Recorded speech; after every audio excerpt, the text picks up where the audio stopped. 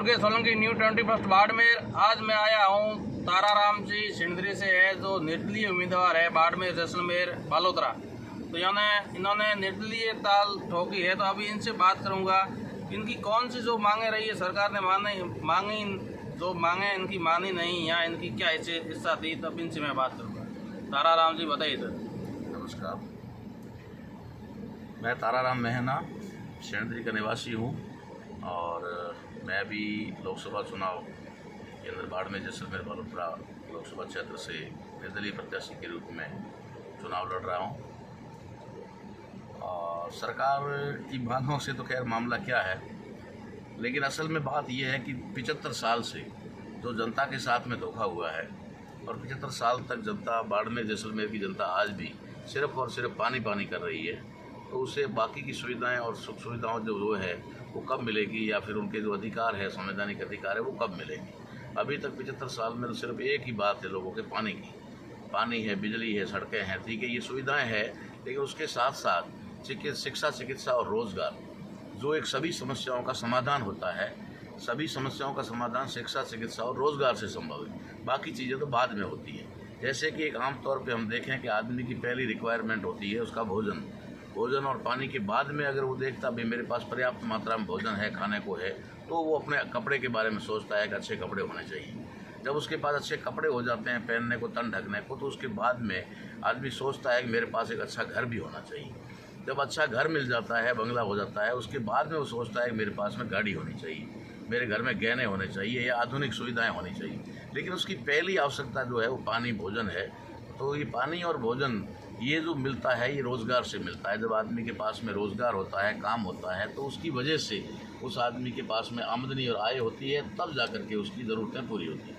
यहाँ पर लोग अभी तक पानी के मुद्दे को लेकर के चल रहे हैं। मुझे ये बड़ा अटपटा लगता है जब मैं लोगों से सुनता हूँ कि 75 साल में इन हमारे नेताओं ने क्या किया, 17 बार सांसद चुन करके गए, उन लोगों ने क्या किया, या फिर जो एमएलए जो और भी प्रतिनिधि चुनकर जाते हैं। तो मुझे ऐसा लगता है कि चुनावों के अंदर लोग इस चुनाव को बिजनेस बना दिया है। इसमें कुछ इन्वेस्टमेंट करो और इन्वेस्टमेंट करने के बाद में फिर उसमें रिटर्न दो, यानी कि 1 करोड़, 100 करोड़, 2 करोड़, 5 करोड़ जो लगाओ, 4 गुना 10 गुना करो, ये एक बिजनेस बना दिया है। इसलिए मुझे चुनाव लड़ने की आवश्यकता है।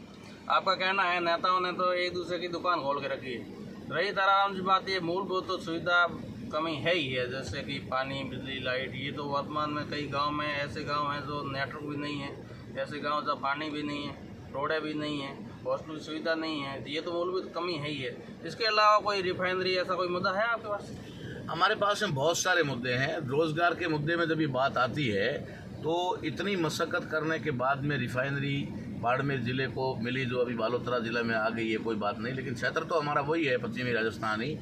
तो यहाँ पर पश्चिमी राजस्थान के अंदर रिफाइनरी जब चल रही थी मशक्क़त के, ये खुलेगी, खुलने के बाद में कई युवाओं को ऐसी आस थी कि हमारा भविष्य सुधर जाएगा। कई लोगों को था कि हमारे पास में आय के स्रोत बढ़ेंगे, बिजनेस का मौका मिलेगा, धंधे का मौका मिलेगा, और उन लोगों को रोज़गार और नौकरियों की भी उम्मीद थी।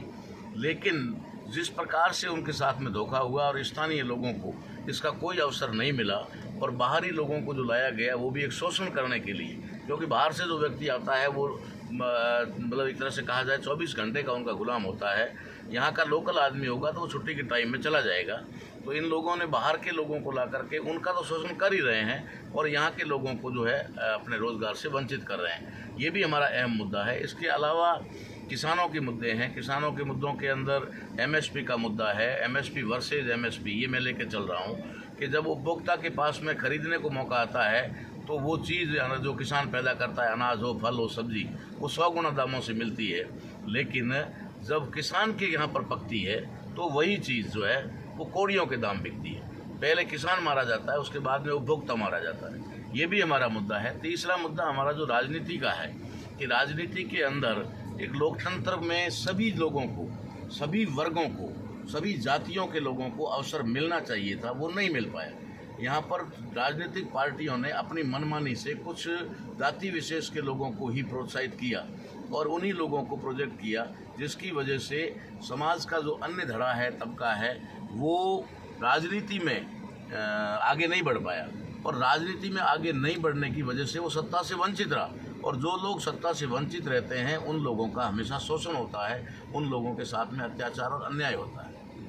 ताराराम जी, एक भारतीय जनता पार्टी जो प्रधानमंत्री मोदी जी ने एक बताया था कि भाइयों बहनों मेरे को एक बार मौका दे दिए, मैं 2022 तक किसानों की आय दुगनी करूँगा, उसके बारे में आपको क्या कहना?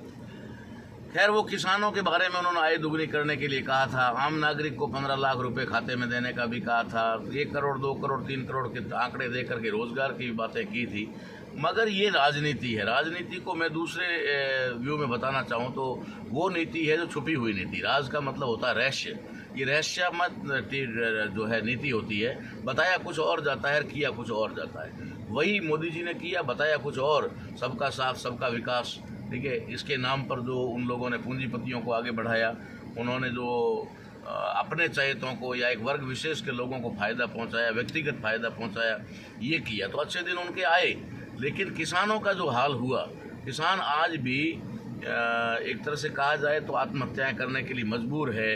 वो कर्ज में दब कर रह गया है। किसान जो अन्नदाता कहलाता है इस देश का, धरती पूरी का ही, जहाँ भी किसान है भारत के अलावा भी, वे लोग, क्योंकि अन्न जो है वो आदमी की पहली आवश्यकता होती है और वो देने वाला किसान होता है। तो किसान की सुरक्षा होनी चाहिए, किसान की फसल की सुरक्षा होनी चाहिए, किसान को सही ढंग से उसका बीमा मिलना चाहिए, या उसको जब भी कोई लॉस होता है तो सरकार उसकी कमर टूटने ना दे। ये जिम्मेदारी सरकार की होती है। लेकिन सरकारें उल्टा किसानों को बर्बाद करने में लगी हुई है।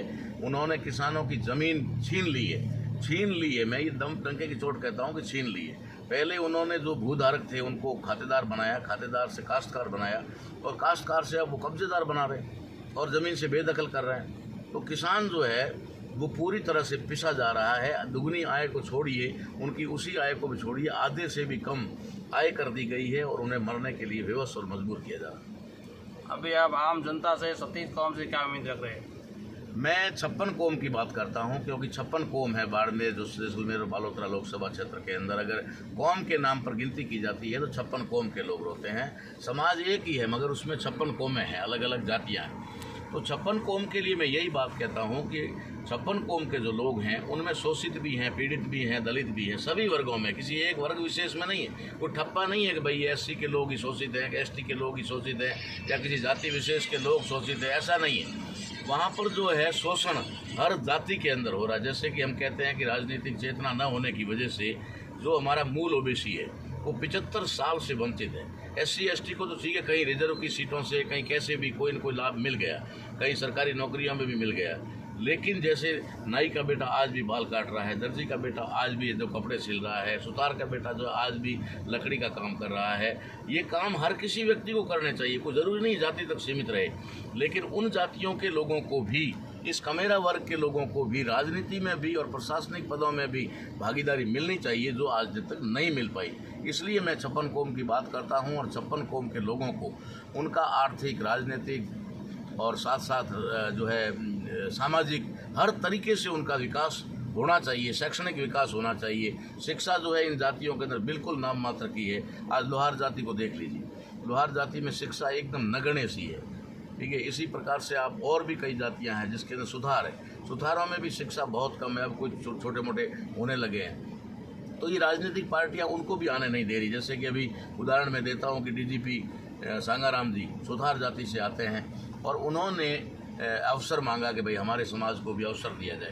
तो जो जातियां बीजेपी के कहने पर धर्म का झंडा उठा करके घूमती हैं और धर्म के नाम पर जो उन लोगों का शोषण होता है, उनमें से किसी एक सक्षम व्यक्ति ने, जो पूर्व डीजीपी हैं, उन्होंने टिकट मांगा, लेकिन बीजेपी ने उनको टिकट नहीं दिया। इससे पता चलता है कि इन तमाम जातियों का, जो मूल ओबीसी की जातियां हैं, उनका आज भी शोषण ही हो रहा है, इस्तेमाल ही हो रहा है। सर, ये कांग्रेस वाले भी कह रहे हैं बीजेपी आरएसएस कहने से चलती है, ऐसा कुछ है आपकी बात? नहीं, कांग्रेस अगर कहती है कि बीजेपी आरएसएस के कहने से चलती है तो मैं कांग्रेस के बारे में ही कहना चाहूँगा कि आरएसएस को पैदा करने वाली ही कांग्रेस है। अब अगर वो ये आरोप लगाए कि बीजेपी आरएसएस के कहने पर चलती है, तो आरएसएस का जन्म देने वाली माँ कौन है? माँ ही कांग्रेस है। कांग्रेस ने ही आरएसएस को पैदा किया है और आरएसएस को पैदा करने के पीछे भी उनका उद्देश्य था। ये बीजेपी तो एक बी ग्रुप इन्होंने बनाया। जैसे एक बाड़े में लोग परेशान हो रहे थे तो दूसरा बाड़ा बना दिया और एक बाड़े, दोनों बाड़ों के बीच में एक गेट खोल दिया, और यही लोग कर रहे हैं, एक बार उस बाड़े में, एक बार उस बाड़े में, एक बार उस बाड़े में, एक बार उस बाड़े में। तो ये आरएसएस जो है ये एक संगठित कुछ लोगों का, कुछ वर्ग विशेष का ऑर्गेनाइजेशन है जो इस देश पर हमेशा काबिज और सत्ता पर अपना कब्जा जमाए रखना चाहता है। इसके लिए वो कभी बीजेपी को आगे लाता है, कभी कांग्रेस को आगे लाता है। कांग्रेस और बीजेपी दोनों ही एक तरह से कहा जाए तो आरएसएस के दो भुजाएं हैं, मिली जुली दोनों ही चलती, दोनों मिली जुली चलती है। और इसीलिए उन्होंने पैक्ट भी कर रखा है कि केंद्र में 10-10 साल का पैक्ट होगा और राज्यों में 5-5 साल का पैक्ट होगा, जो राजस्थान के अंदर अपने को दिखाई दे रहा है। ओके सर, आप अपना जो क्या चिन्ह है? मेरा चुनाव चिन्ह जो मुझे मेरी इच्छा अनुसार जो मैंने मांगा था, पहली मेरी प्राथमिकता थी अलमारी। उस अलमारी के मुताबिक ही मुझे अलमारी ही चुनाव चिन्ह अलॉट हुआ है, चुनाव आयोग ने किया है। बैलेट नंबर 5 मुझे मिला है जो सीरियल और नियम के अनुसार होता है। तो मैं सारी जनता से आपके चैनल के माध्यम से ये अपील करता हूँ कि आप परिवर्तन लाइए। परिवर्तन अगर नहीं लाओगे तो शायद आप सदियों तक इसी व्यवस्था में दबे रहोगे, कुचले रहोगे। एक अवसर मैंने देने का प्रयास किया है आप लोगों को, आने वाले समय में मोस्ट बैकवर्ड क्लास के भी एमबीसी यानी कि मूल ओबीसी के लोग भी संसद में जाएंगे, उन्हें भी सांसद बनने का अवसर मिलेगा। मुस्लिम भाइयों को भी अवसर मिलेगा, एससी और एसटी को भी अवसर मिलेगा। ये बारी बारी से हर साल जो है, हर 5 साल बाद में हम लोग परिवर्तन लाएंगे। तो मैं ये अपील करता हूँ 56 कौम के लोगों से कि मुझे जो बैलेट नंबर 5 पे अलमारी का चुनाव चिन्ह अलॉट हुआ है, उस अलमारी के सामने वाले बटन को दबा करके साथ और सहयोग प्रदान करें ताकि एक परिवर्तन की शुरुआत हो सके। और मैं जो बाहर आपकी आवाज़ हमेशा उठाता रहा हूँ, संसद के अंदर जा कर के आपकी आवाज़ बनूँ। मेरे साथ है ताराराम जी मैना, निर्दलीय उम्मीदवार बाड़मेर, जैसलमेर, बालोतरा। मैं दुर्गेश सोलंकी, न्यूज़ 24 बाड़।